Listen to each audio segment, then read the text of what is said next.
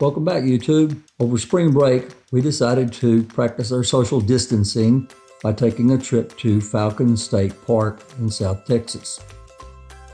Falcon State Park is located on Falcon Lake, which is fed by the Rio Grande River.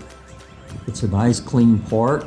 It doesn't have a lot of tall shade trees, but it has lots of wildlife.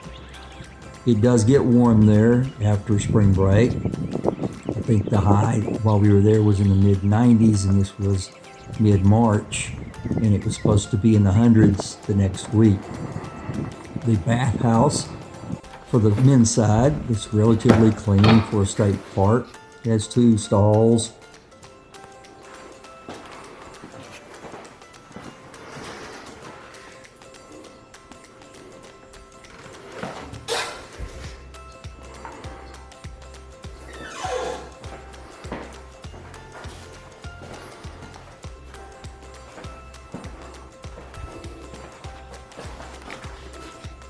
And it has 2 showers.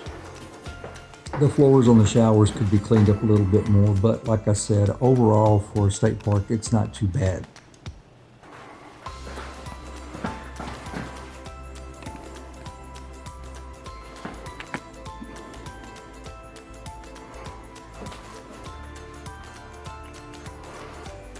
While we were in the area, we planned on doing some beach driving at South Padre Island to the Cut. We were going to practice our social distancing and stay away from the crowds. However, the local government had different plans, and they closed all beach access to South Padre Island the day after we arrived at Falcon Park. So instead of going beach driving, we got to spend a lot of time with the herd of javelinas that live at Falcon State Park.